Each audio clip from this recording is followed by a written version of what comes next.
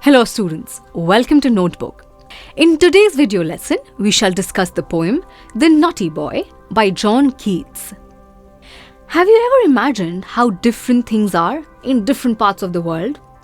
Today we shall recite a poem about one such boy who ran away to Scotland, highly curious of the things he might see there. Before we begin with the poem, let us learn a little about our poet, John Keats.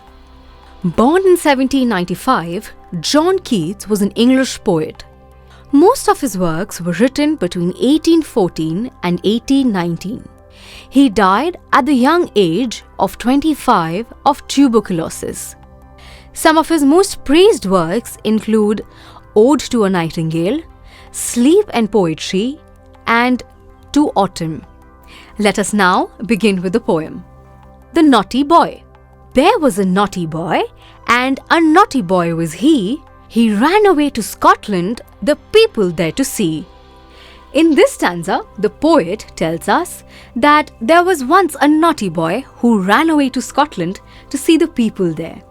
He wanted to see how different it was from his own country. How different do you think it could have been? What did he find out?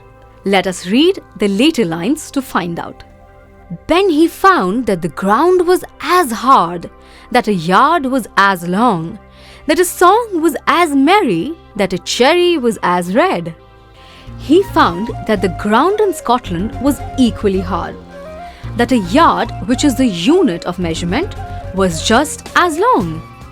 He also found out that a song was equally merry or happy, and that a cherry was just as red. Thus, the basic things in life were just the same everywhere. Let's move on to the next few lines. That lead was just as weighty, that fourscore was as 80, that a door was as wooden as in England. So, he stood in his shoes and he wondered. He stood in his shoes and he wondered. The boy also found out that the metal lead was just as heavy as it was in his own country. He learned that fourscores still added up to make 80. Students, you may know that a score is a group of 20. It may be a score of men or a score of chairs. Thus, when you add four scores, it adds up to the number 80.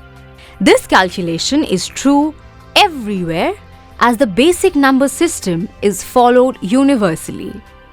The boy also realized that the wooden door in Scotland was just as heavy as it was in England. Thus, we come to know that the boy's hometown was in England and that he was an English boy. As the boy realized that the basic things which make up our lives was the same everywhere, he was left wondering. So he stood and wondered about the similarities of the two countries. With that, we come to the end of the poem. Students, though the world is divided into several countries, the simple needs of life are the same everywhere. Science is the same everywhere.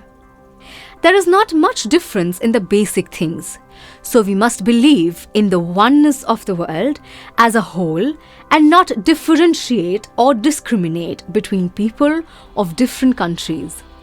That's all for today's video lesson. We hope this helps you in your studies. See you soon.